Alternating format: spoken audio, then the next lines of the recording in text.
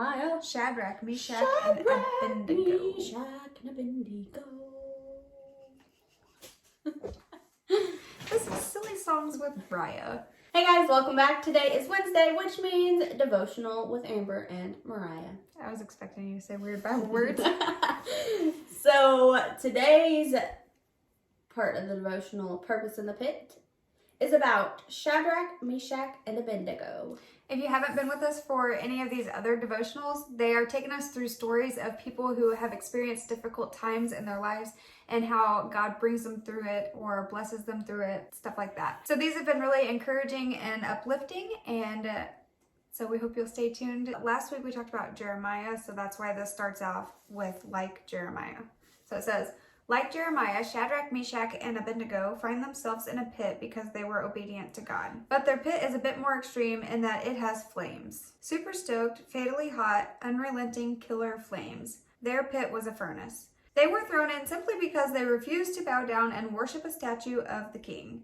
This was a bold move at the time. Everyone else was doing it, but the three heroes refused to bow to peer pressure and bow to anything or anyone other than God. The king gave them one more chance, warning them if they didn't bow, they would be thrown into the furnace and even God couldn't save them there. That sounds like a challenge. We won't bow ever, so go ahead and throw us in. Our God can save us, and even if he doesn't, that's okay too. Even if he doesn't, what kind of faith is that? It was actually pretty big faith. It was a faith that knew that God was not there to serve them, but they existed to serve and worship God. They existed because of God, and they trust that no matter what happened, he was in control. It was a faith that knew that God's purpose would prevail, even if it cost them something. And it appears to have cost them everything. The king is so incensed at their rebellion that he demands the furnace to be stoked to 7 times hotter than usual. So hot that when the soldiers threw the 3 men into the flames, the soldiers themselves died from the heat. But what of Shadrach, Meshach, and Abednego? They were tied up. How could they survive? As the king looked in the furnace, he saw the men untied and walking around freely in the flames. But wait, there's someone else in there too, and it looks like God. Doesn't the Bible say an angel? Looks like an angel. I don't remember. I think it said angel.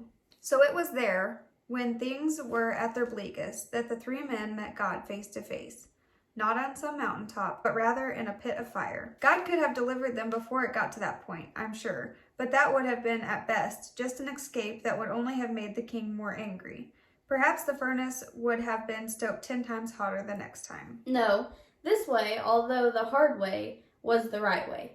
Because the king saw that there was a God who could save them, and in fact, did save them. The king's heart softened, and he brought them out of the furnace, decreeing that no one could ever talk bad about this God that saved these men. And he promoted the men to higher positions because the king saw God with these men. As you go through the furnaces you may face, think about this. People are watching you. People are wondering how you do it, and when they see Jesus walking next to you, not removing the flames, but walking with you through them, then that is the stuff that changes hearts and lives. That's a good paragraph. Shadrach, Meshach, and Abednego went through a horrific experience, but they came out better for it. Protected and promoted by the king, but really protected and promoted by the king.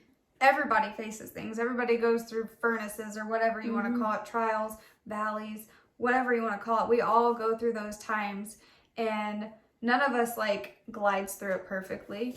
But when Christian people go through stuff like that and they handle it so much different, you can see God with them through their struggles and through their trials, and they still find their joy somehow, and it's just amazing, and it is a light to others, and it makes others curious about how do you do that? How do you handle that in that way? That's one of the biggest ways as Christians we witness to others, and so it's important for us to take seriously how we handle our difficult situations, and if we're asking God to help us handle our difficult situations. Daniel 3:1-30 is the story that this is about. You wanted to see about? Yeah, let's see. I think it says an angel.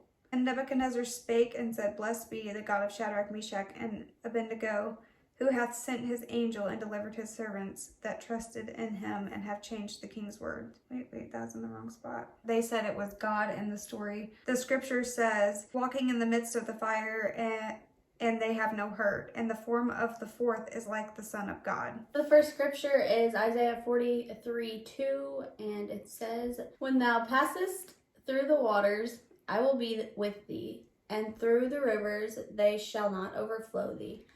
When thou walkest through the fire, thou shalt not be burned, neither shall the flame kindle upon thee." And then 1 Peter 4:12-13 say, "Beloved, think it not strange concerning the fiery trial which is to try you, as though some strange thing happened to you.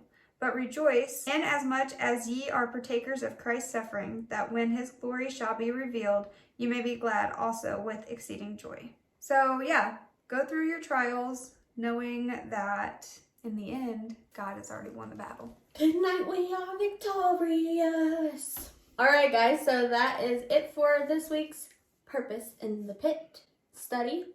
Come back next week for part 6, or if you want to do the study on your own, it is in the YouVersion Bible app, and it's actually an 8-day study, but we are turning it into an 8-week study. So you can do it on your own if you want, or you can just keep coming and watching us, and we'll do it every week until it's over. We also post videos on Mondays and Fridays. Mondays we do Bible studies. On Fridays we do some kind of fun video. It could be food, fashion, faith, DIY, makeup. You never know what you're gonna get. So if you guys do enjoy our videos, be sure to like and subscribe to our channel. And if you want to be notified when we upload, hit the little bell after you subscribe.